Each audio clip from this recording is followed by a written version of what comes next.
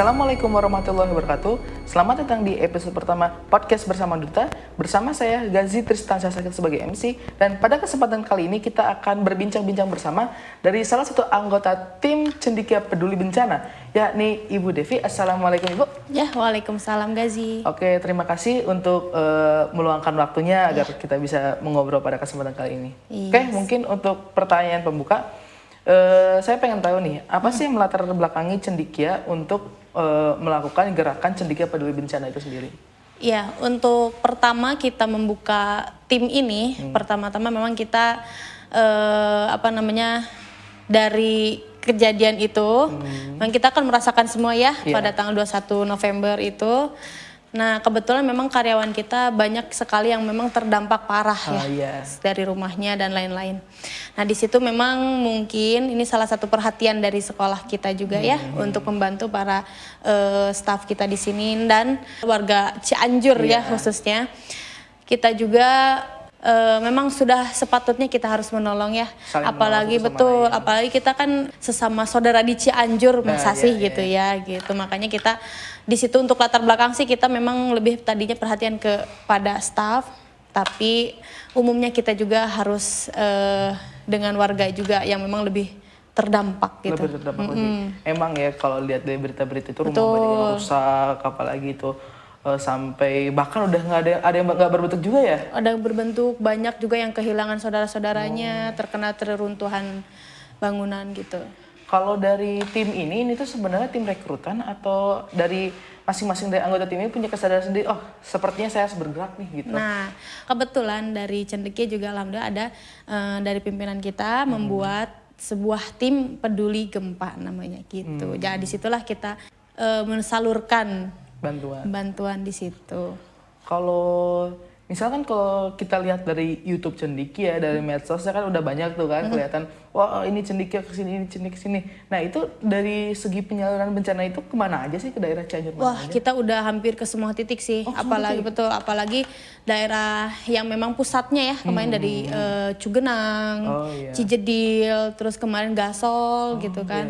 Nah itu memang udah hampir semua kita sampai kita masuk belusukan-belusukan ke dalam-dalam karena kan pembuatan tenda itu ada yang di dalam, ada yang di tengah sawah itu ada juga yang di tengah sawah itu. Jadi kita jalan setapak dari jalan raya besar itu menuju lokasi gitu untuk menyalurkan bantuan.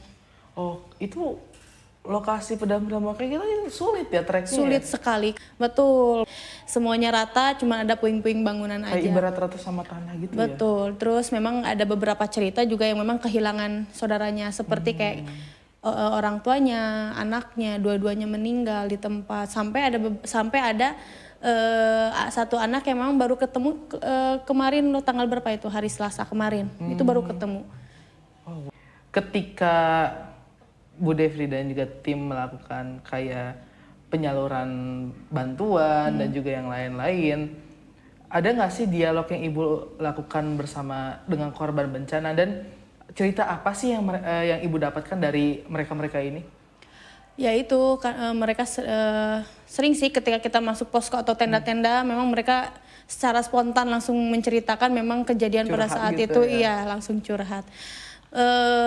Ya mungkin sedih karena kan sudah tidak punya tempat tinggal pertama ya, keduanya juga yang kehilangan juga masih sangat trauma, apalagi kemarin ketika Cendekia itu berkolaborasi sama Mercy ya dari Bandung itu pengobatan gratis.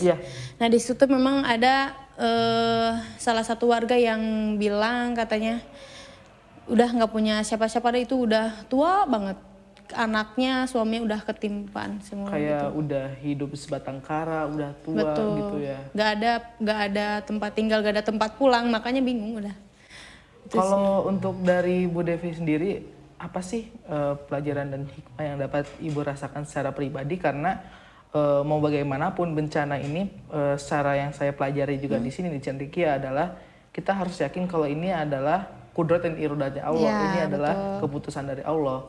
Nah, untuk Bu Devi sendiri apa sih pelajaran yang bisa Ibu dapat dari kejadian kemarin? Kalau untuk pelajaran sih satu mungkin muhasabah diri dulu ya. Karena mungkin dari adanya bencana ini selagi bukan qadarullah Allah ya, mungkin ada juga pengingat diri ya maksudnya. Jadi kita itu memang harus tetap balik lagi ke kodrat kita, beribadah lagi yang lebih kencang lagi. Mungkinnya ini peringatan, ini masih segini loh. Di yang lain ini masih mungkin disebut kiamat kubro ya. Iya. Jadi Sugro, oke Mas. Sugro betul, kubro ya. Jadi kalau ibu pribadi sih lebih ke memantapkan diri untuk bisa lebih dekat ke Allah gitu aja. Dan juga ya sih saya juga gitu ya sebagai siswa dan juga teman-teman yang lain yang merasakan di waktu gempa juga kayak yang ya Allah aku udah salah apa nih gitu Pengingat kan. ya. Pengingat gitu. Karena waktu itu kan kita cuma punya berapa detik gitu, 3, 5 kali ya waktu gempa di gedung. Kita kayak ya udah gitu, kita nggak punya apa-apa, kita nggak punya daya upaya gitu. Kita lupa akan dunia, kita lupa akan apa yang kita tinggalkan, kan temen itu lupa. Dan jadi kita memang balik lagi ke diri sendiri. Ya intinya dunia ini hanya fana itulah. Jadi memang yang hikmah yang saya beri gitu. Terus ada juga bersyukur juga karena kan memang ya mungkin ibu lebih beruntung dari saudara-saudara yang di sana ya. Daerah-daerah yang memang hancur, kehilangan keluarga. Kalau ibu sih masih alhamdulillah masih lengkap, masih bisa ada tempat untuk pulang gitu. Kita masih punya keluarga, kita masih untuk pulang, dan juga kita masih punya naungan untuk bisa hidup. Saudara-saudara kita yang lain di Cianjur sampai sekarang pun mereka masih bingung harus tinggal di mana. Betul. Dan juga dampak dari si gempa ini juga kan masih kerasa gitu. Masih kerasa, apalagi kalau misalkan ketika di sana anak-anak itu mungkin kalau ada sedikit mobil besar lewat tuh kan masih ada gemuruh dan kayak itu mereka masih trauma. Masih trauma banget ya, apalagi anak kecil. Anak kecil, wah makanya hebat sekali sih karena mungkin memang pertama ya dan mudah-mudahan sebagai pengingat kita semua gitu. Ya, amin.